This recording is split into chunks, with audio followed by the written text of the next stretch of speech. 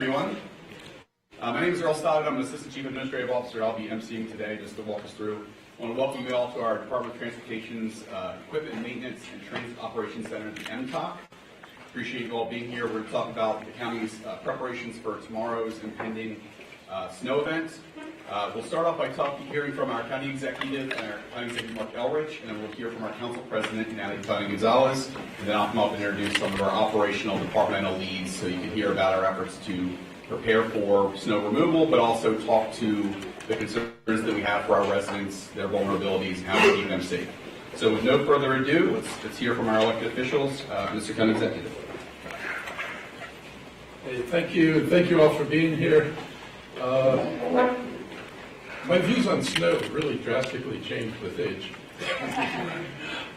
particularly with job responsibility. When I was a kid, I would have killed for 12 inches of snow, school or not.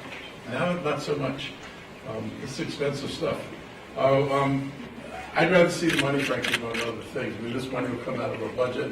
It's money that would have been available for other stuff that's important in the county, but removing snow is what makes life possible. And so we're going to be doing whatever it takes to get the snow off the ground and off the streets as quickly as possible. Everybody here is assembled because we all have roles to play in this. It's really important because we have budgeted for this. We're not budgeted for lots of snowstorms, but we're budgeted for this one. And I appreciate all the effort and collaboration between the transportation officials, our first responders, along with our community and municipal partners.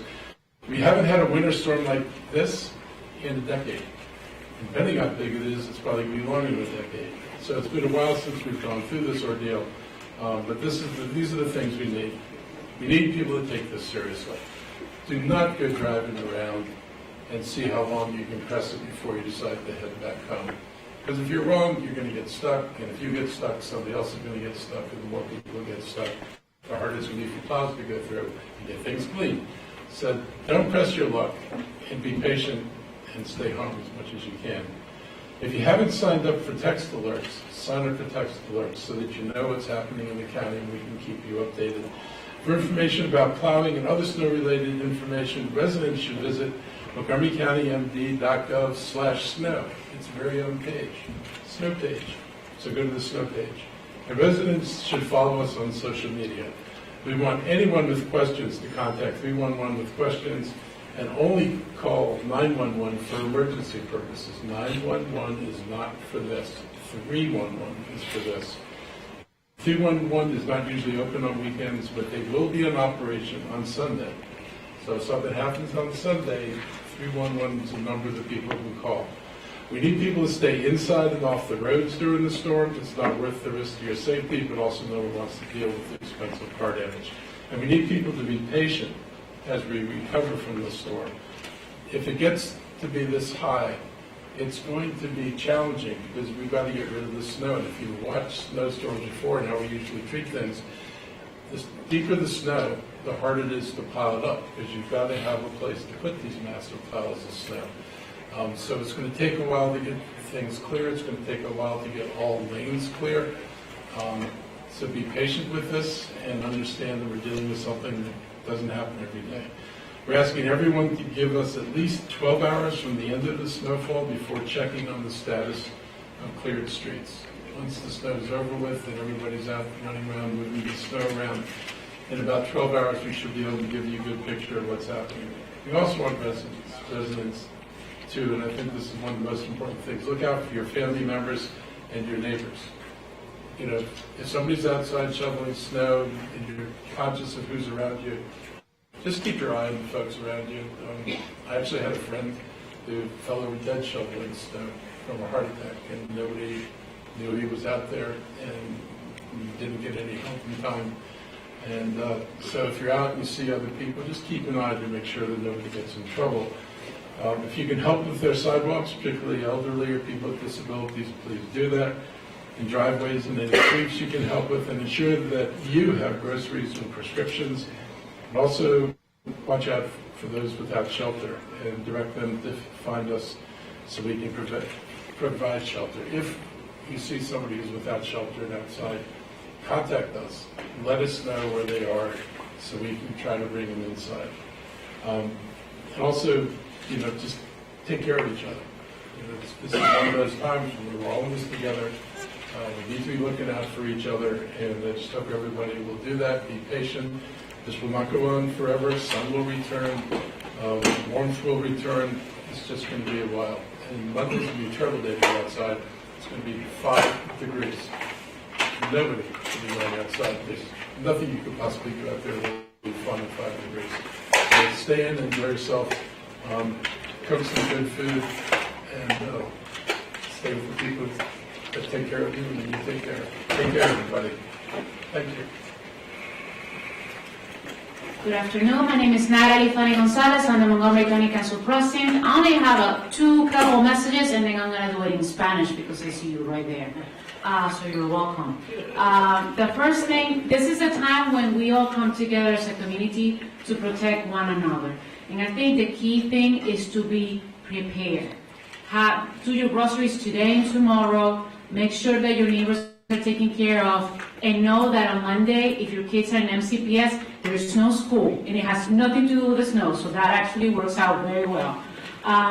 Also, make sure that you protect your pets. People tend to forget the little ones, and I'm talking about pets, not babies. Also protect the babies. But ensuring that the sidewalks are clear, especially if you live in a place where there's a bus stop nearby. Be mindful, because we do have lots of folks who do need to get to work that day, hospitals, shopping centers, and so on. If you are one of those essential workers, let's also do our part to ensure that they get to their jobs safely. If you can avoid the roads, please do so as well. My husband is from Chicago. He loves the snow. He's going to be very excited. I was born in Caracas. Not very good for me. We'll get to it if you'll have a plan. En español, rapidito, I think you're the only one, right? Mi nombre es Natalie Fanny González, soy la presidenta del Consejo del Condado de Montgomery. Estamos aquí haciendo un llamado para que estemos listos y preparados para esta gran nevada que viene este fin de semana. El lunes no hay clases si sus hijos están en las escuelas públicas del Condado de Montgomery, pero eso también significa que tenemos que estar preparados. Vaya al supermercado, asegúrese que sus mascotas estén cuidadas, que todo el mundo esté listo para prevenir cualquier accidente. Si tiene vecinos que sean ancianos o que no puedan limpiar las aceras, por favor, dé una mano, porque estas son una de esas oportunidades donde nosotros como comunidad estamos unidos para poder trabajar juntos y hacer que este condado siga adelante, porque por eso que somos un condado tan bueno, tan generoso por la gente que vive aquí, y esto es una de las oportunidades donde demostramos esa solidaridad. Thank you so much for your time. Thank you, Mr. County Executive, and thank you, Madam Council President. Next, we'll hear from our operational directors. We'll have 4 different agencies speaking today. I'll introduce them all right now. They'll come up and talk individually, and then we'll take questions for everyone behind the podium here today. So first up, it'll be our Department of Transportation. You'll hear from Director Chris Conklin. I believe also hear from our Chief of Highway Services, Mr. Richard Dorsey. Following Department of Transportation, you'll hear from Director Luke Hodgson of our Office of Emergency Management and Homeland Security. After that, you'll hear from Chief Smedley, our Chief of our Fire Rescue Service. And then finally, you hear from our Department of Health and Human Services. You'll hear from our Health Officer, Dr. Davis, as well as our Director of Services to End and Prevent Homelessness, Ms. Christine Hong. So with no further ado, Department of Transportation, come on up. Thank you, Mr. Stott. I'm Chris Conklin, Director of the Montgomery County Department of Transportation. Thank you all for coming here and your interest in us today. I'd first like to say that the forecast guides our preparation. So we've been tracking this storm for about 4 or 5 days now and keeping tabs on how it's evolving over this time. And that is guiding us on what contracts we call in and what preparation work we do out there on the roads to make sure that we're ready for this and have our staffing in place. Our response is based on what the storm actually delivers to us. At this moment, it looks like we're expecting significant deep snowfall, potentially followed by some sleet, which will compound the problem. We are also looking, as the county executive said, at extended periods of cold weather. So we're not going to get any help from the sun. We're melting the snow when it falls. So we're going to be looking at a substantial effort to clear the streets when the storm is over. We are also doing work that we don't typically do with these storms. We're pre-treating sidewalks throughout the county maintenance. We can expect that clearing sidewalks and bus stops will be more challenging in this event than it might be in other events. I want to talk a little bit about the work that elements of our department do other than the Highway Services Division. Our Transit Division is right now figuring out their operational plans for Sunday and Monday. You can expect that transit operations will be disrupted on Sunday. We probably will not be operating our regular schedule, but we will operate service as much as we can given the weather conditions. We'll also be using our transit resources to provide emergency sheltering and other services that might be needed in this event if we have power failures, utility disruptions, or other events that require people to have shelter and or to move from their locations to sheltering locations. Our parking division is preparing all of our parking facilities. We anticipate, although we have not yet done so, that the county executive will declare a snow emergency at some point tomorrow. And if the forecast changes significantly, that may not occur, but we expect that that will occur. And we ask residents in our denser communities, if that occurs, to move their vehicles to parking garages so that the streets are clear, and to pay attention to the parking restrictions. So parking will alternate on each side of the street each day as the storm cleanup progresses. The first day that would be in place is on Monday, where even sides of the street are where you should park so that we can conduct snow operations. Our traffic engineering team will be monitoring road conditions from our traffic management center and will be dispatching crews to address any issues with traffic signal controls or the county communications network during that period.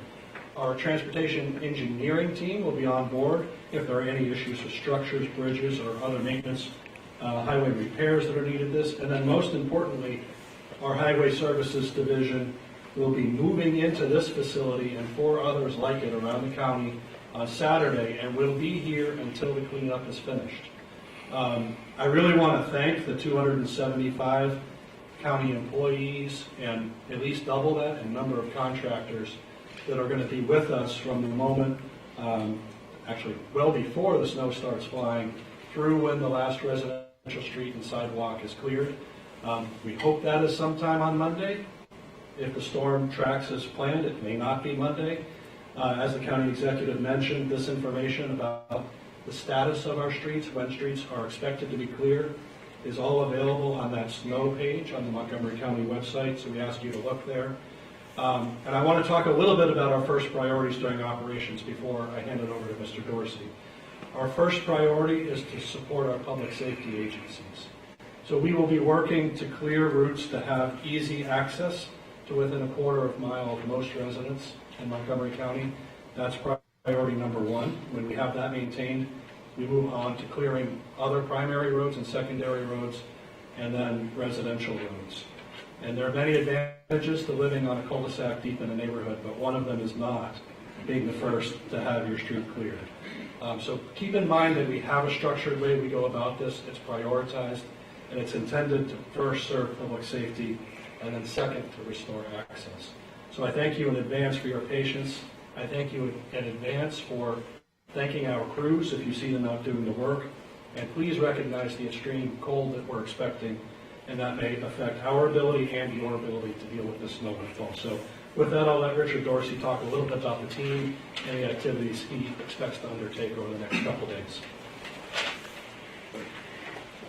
Thank you, Chris. Richard Dorsey, Chief of Division of Highway Services in Montgomery County Department of Transportation. We've all heard the forecasts and what we're expected to endure over the next few days. Just want folks to know this is going to be a multi-day event, very challenging for us as quasi first responders, because we're out there and we're supporting fire and rescue and police to getting to what they need to do, but it's going to be a tough feat for all of us. We have well over 500 pieces of equipment, contractors, county employees. Our Storm Operations Center will activate at 9 a.m. on Saturday night. We will be the hub of all information, so our emergency management team will be involved. So what's happening on the highways, on the sidewalks, in the roadway will come through the Storm Operations Center. We will then share that information with emergency management, PIO, and county government, and so on and so forth. We intend to be moving around for at least 72 hours. It's going to be tough. We have to, create rest periods for our team. We have to create meal time for our team, and we still have to do the rest of the emergency. So I want to commend all of my team, contractors, county employees, other support mechanisms. That I appreciate your efforts and your commitment to serving Montgomery County as residents. But we are here to do a job, and that job is to clear the roads for safe passage for Montgomery County residents and commuters. Thank you very much.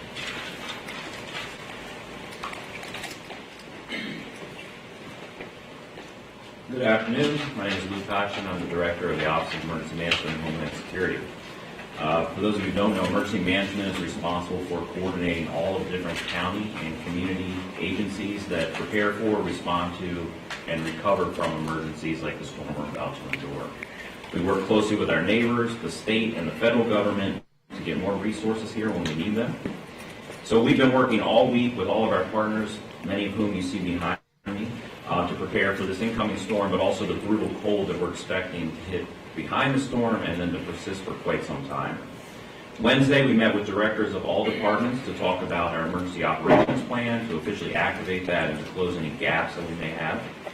Earlier today, we met with our response and recovery personnel, which is hundreds of personnel who come together, again, through county and community organizations that are the boots on the ground and the coordinating folks who will help us get through and get past the storm.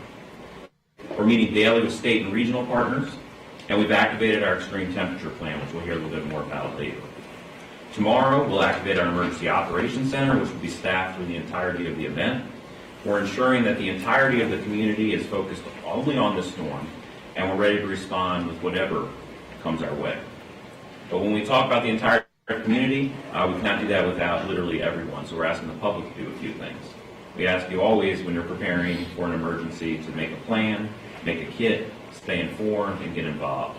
So when you make a plan, as we've heard in the past, a few speakers, plan to stay home for the first few days. Plan to be home for about 3 days. That helps us to get these roads clear. It helps our emergency personnel get to where they need to be, and it obviously protects you from the dangers that are out there. As you plan, take into account any special needs you have. That includes medications, medical equipment, and vulnerable populations that you may live with or may be your neighbors. Be prepared in case you lose power. As we talk more and more about sleet and some of the freezing precipitation we may see after the snow, losing power becomes more and more of a concern. So keep your devices charged, have a backup battery device, have a flashlight with extra batteries. Do not use candles if you lose power. And if you use a generator, keep it at least 20 feet from your house. Never use a generator indoors. When you make a kit, make sure your emergency kit's ready. And that's, again, considering what you and your family are going to need for the next 3 days. So you need non-perishable food, water, medications, baby items, pet food, chargers, flashlights, and hygiene items. We have checklists for all of these that are available on our website. That's montgomerycountymd/OEMHS. And lastly, let's say stay informed. So with Alert Montgomery, it's a system that provides emergency notifications about Montgomery County to your cell, work, or home phones via text, email, or voice message. You can receive those notifications about any emergencies that may impact your home, workplace, or your child's school. You can sign up for that. You can just search Alert Montgomery through any browser. And follow us on social media. Pay close attention to the storm forecast and heed any warnings. Collectively, I can say that we're ready for the storm. None of us are eager for it, but we're ready for it, and we need your cooperation and your patience. So we thank you in advance for that and look forward to working as an entire community to work through this. Thank you.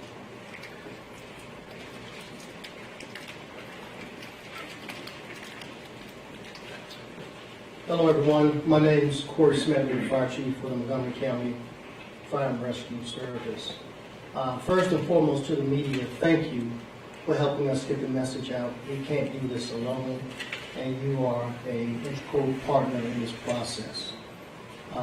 For your Montgomery County Fire and Rescue Service, we have canceled all non-essential activities. Let me say that again. The Fire and Rescue Department has canceled all non-essential activities. You are the first responders community. We can't do this without you either. So if the fire department can cancel all non-essential activities, you can too. If it's not an emergency, don't go out. If it's not an emergency, don't go out. What I want to inform you of is all the people that you heard from that have people out in harm's way, have families. Let us do our job. Stay home. If you need something, go do it now. We in the fire service also has been planning not only internally, but across the region. The National Capital Region Council of Governments, not only your fire and rescue, your public safety, your public health, your transportation, your communicators, etc., etc. We are ready, and we know we'll be more ready with your help. We have also increased a lot of our staffing complement. Again, the county executive talked about 911 is for emergent reasons. 311 is for other things. If it's not emergent, use 311. I ask you to adopt a hydrant. When we get there, it's going to take us much more time, and it's going to be hard to find the hydrants. When you're out there shoveling, shovel a hydrant for us. We only ask you to adopt one. The normal things we talk about, space heaters need space. Please don't have combustibles around you. At night, close your door before you go to bed. Candles were talked about. We don't need any candles falling over. You're planning for your long term. This is not a short term thing. Plan for the long haul. We need your help. Let me talk quickly about electric vehicles. So we talked about the snow. We talked about sleet. Sometimes people charge their electric vehicles outside. That can cause a fire if you get water or some kind of liquid into the system, and we don't want that. Also outside, you're going to be using your units. They're going to get overloaded with snow. When you're out there shoveling, make sure you shovel around your units so that they can breathe and they won't overheat. And as you're shoveling, take time. You can't beat the snow. It's going to be there after you rest. So get some rest. Our normal call volume is about 400 calls a day. I can guarantee you that's going to go up during this time frame. So please, please, please, if you heard nothing else, stay home, let us do our job, and please be safe.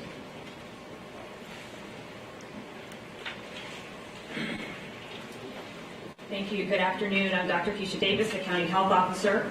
I want to bring to people's attention and awareness a few health consequences to be aware of, especially with the freezing temperatures that we're going to be experiencing over the next few days.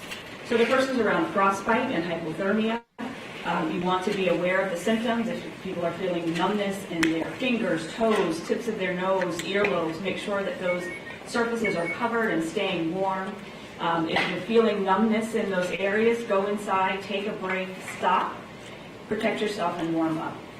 The county executive mentioned the risk of heart attack. Shoveling this amount of snow, we haven't had to shovel this amount of snow in several years. You are not used to being very physically active. Again, take it slow, stretch and warm up, stretch out your back and legs, lift from those knees. And if you are feeling the strain and pain in your back, or if you are feeling any kind of shortness of breath, chest pain, trouble breathing, you want to stop, go inside, rest, and if it's not improving, call your doctor. One of the most important things is that we want to make sure that we are checking on our neighbors, especially those who are elderly or vulnerable. Make sure that they have heat, have supplies, call them, make sure this is the time of year when we hear about deaths related to cold weather. So we want to make sure that we are checking on the folks who are most vulnerable, especially our unhoused people. Chief Hong will be up in a minute and we'll talk about some of the resources that we have for our unhoused population. But make sure that we are checking on our neighbors, checking on our pets. I want to remind folks that the impact of alcohol and drugs can blunt being able to feel cold. So drinking a beer and then going out and shovel snow, you may not feel the effects of that hypothermia and frostbite. So that can be very concerning. So you want to make sure that when you are shoveling that snow, when you are outside, you are doing that with all your faculties so that you can be sure to notice when those serious events might occur. And then we also want to remember about fires. And Chief Smedley mentioned this, but you don't want to use ovens to heat your home. It's great to cozy up to a warm fire in the fireplace, but if you're doing that, make sure that things are far away. Make sure that the space heaters, nothing is close to them. Make sure that you are cleaning out the tailpipes, not using cars to heat a garage, so that we're not exposed to carbon monoxide poisoning. So again, the most important thing, be prepared. You've heard that today. Check on friends and family and neighbors. We wouldn't want somebody to have an accident in the snow and no one to know about it. So be safe, take care of each other. As Dr. Bridges, Director of Health and Human Services, always says, we will get through this together. Thank you.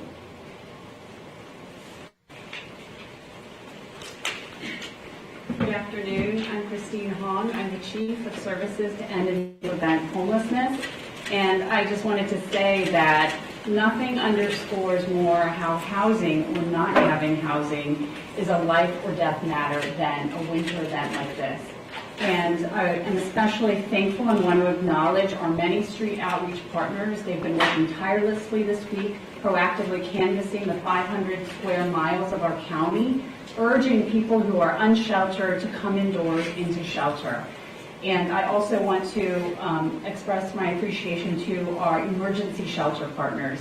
So they never close. They're open 365 days a week, and they have been preparing to bring in staff early, as well as ensuring there's additional food and water and that backup generators are ready so that we're prepared for this storm.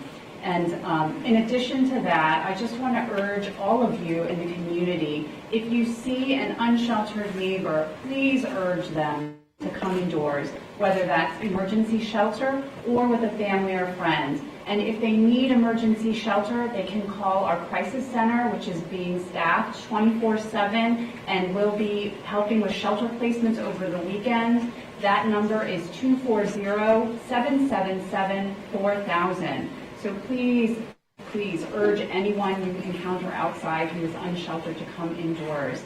And lastly, I just wanted to thank our amazing county colleagues for all the preparations and their partnership with Services to End and Prevent Homelessness to ensure every member of our community is safe during this storm. And I want to thank our community for the outpouring of concern, our volunteers, those who have been donating food to our emergency shelters for their contribution and concern.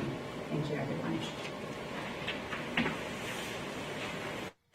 Okay, before we take questions, I want to recognize the new Department of Environmental Protection Director, Jennifer Macedonia, is also here. So if we have questions for that, we can take them as well. And our Assistant Chief, Nick Augustine, the acting police chief right now for Montgomery County Police Department, is also here. I just want to reiterate 2 points I think you heard from all of the speakers today. We're really requesting 2 things requesting several things, but I want to highlight 2 things that our community is expecting. Number 1, patience. This is not like an event that we've seen in recent years. I think our Department of Transportation has been very successful in recent years clearing out the snow that we get very quickly. Monday will not be a normal day. Do not plan for it to be a normal day just because they've been very successful at clearing out much smaller snow volumes. Just understand we're going to need a little patience from our residents. I have a 12-year-old and a 16-year-old. It's going to be tough to be indoors with them for an extended period of time. I understand that we all need to have patience there. Partners, look out for one another.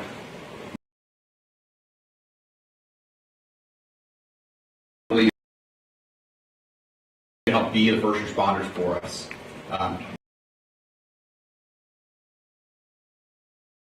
The storm.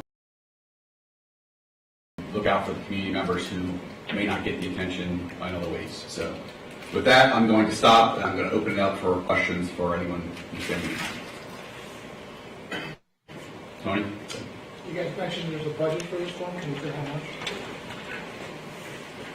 Yeah, so we typically every year set aside, I think about $10 million. That's the sort of earmark for the first, snowstorms of the year. Given this snow volume, it's unlikely that will be sufficient, but we won't know until we get it. And so, we do have a process that we follow as County Council where we will take supplemental appropriations over to them based on what the costs actually end up being. And to address this preemptively, the declarations of emergencies, obviously the governor has declared a state of emergency. The FEMA reimbursement process for snow is very complicated and convoluted and often is tied to historic norms. And we set a new historic level of snow back in 2016 for this region. And so I don't view FEMA reimbursement as a likely avenue this snow is going to reach, which means that most of the costs, or almost all the costs, are going to be borne at the local level. How is storm different than storms in the past? And can you talk about how the county's response is also different as well?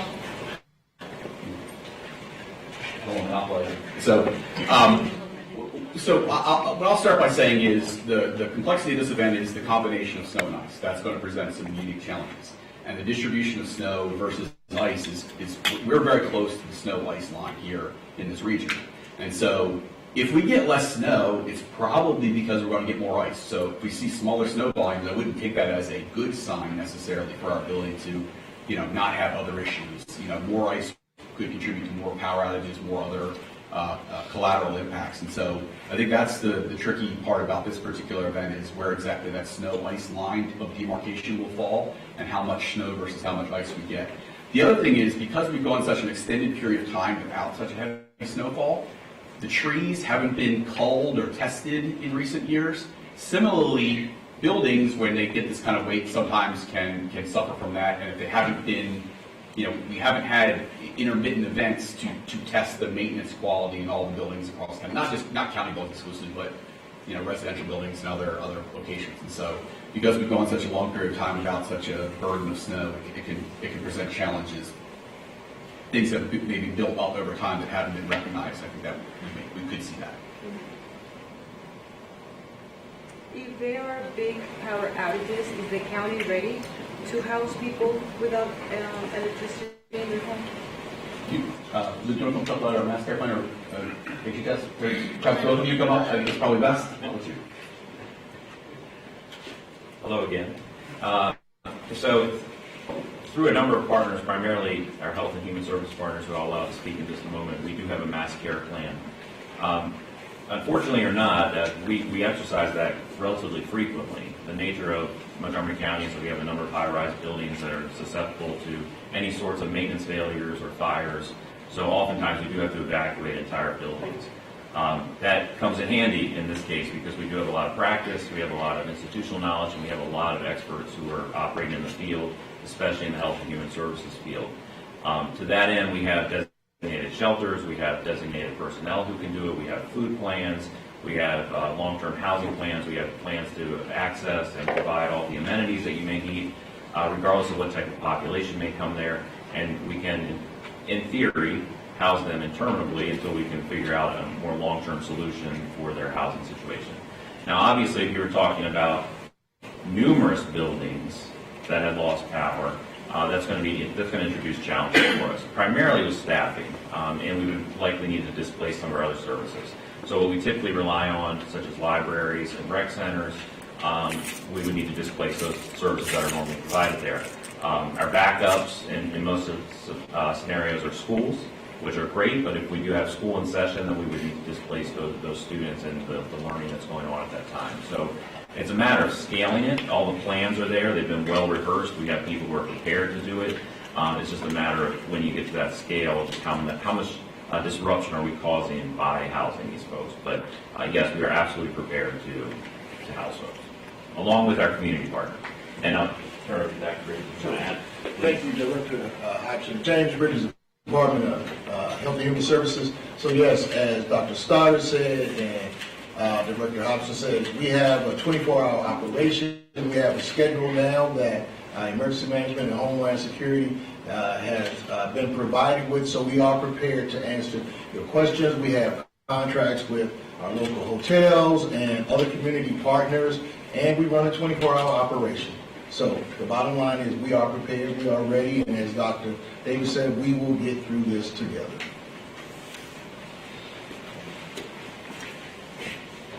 Any other questions? I'm curious about the pre-treating of sidewalks, what that looks like. Good afternoon, Richard Dorsey again. So we're pre-treating sidewalks with rock salt and magnesium, just to so that the snow and ice doesn't bond to the pavement. And we'll be doing the same thing in the neighborhood streets. Folks will see us moving around throughout that afternoon tomorrow.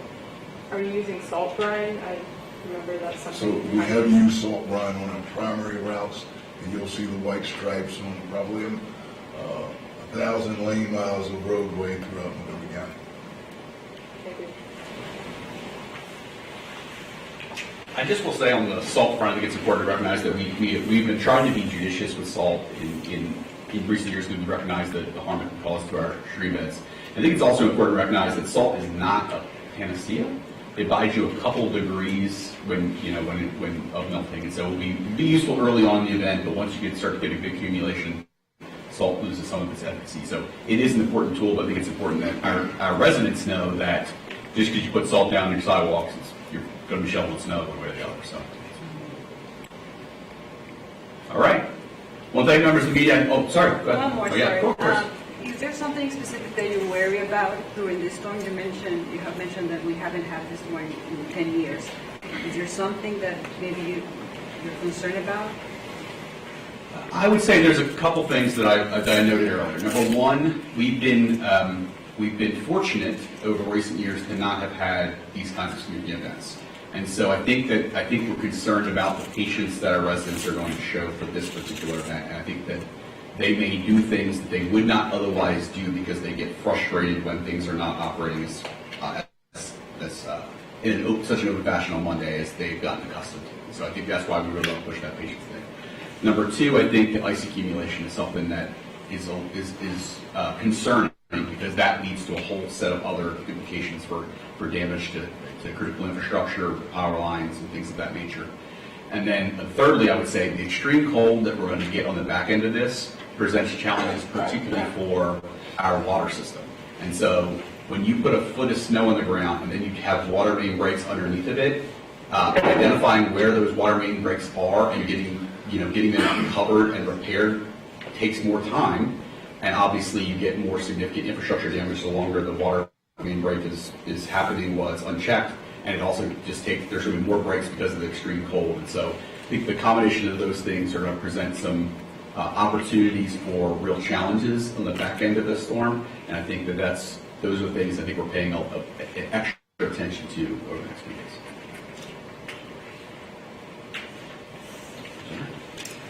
I just wanted to make a comment on the salt. Jennifer Macedonian, Director of the Department of Environmental Protection.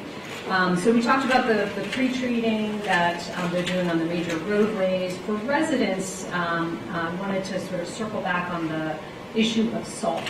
And as he mentioned, we're expecting a lot of snow. So rather than salt ahead of time, if you're looking at your driveway or your sidewalk, we would urge you to think about shoveling first. So wake up Sunday morning, think about shoveling early and often. And then after you've shoveled, after the storm, after at least the snow, that would be a good time to think about whether to apply apply salt, and thinking about a potential refreeze or ice accumulation. And then secondly, to think about using salt somewhat sparingly, as was mentioned. Too much salt can harm pets and can harm our environment. So about 12 ounces is enough for 10 sidewalk squares, as well as for a typical 20-foot driveway. So that's a smaller amount than you might imagine. So use it sparingly. And then if you're having issues with traction, not that you should be going out, but if at some point you're having issues with traction, you can also use coffee grounds or bird seed, things that are not going to clog our waterways or our storm drains. Thank you very much. Thank you, Director Macedonian. And if there are no additional questions, I do want to echo the thing the fire chief said, which is thank the media for your helping us get this message out there. It's really important our residents to understand and know what to expect and what we're asking of them. And so we'll be putting out information through our Office of Public Information as well as through our Office of Emergency Management and our Department of Transportation throughout this event to keep everyone apprised of not just what we're seeing, but how quickly we're able to move. The snow portal, as it was alluded to, will be a great set of information for people to get information in real time about what the plowing status in their area really looks like. And obviously, do not utilize the 911 system to find out when a snowplow's coming. If you need information like that, check the snow portal or call 311. With that, I want to thank you all for being here. I want to thank the partners, and I want to thank those who are going to be on the street over the next 72 to 96 hours, really working hard on behalf of our residents. Thank you.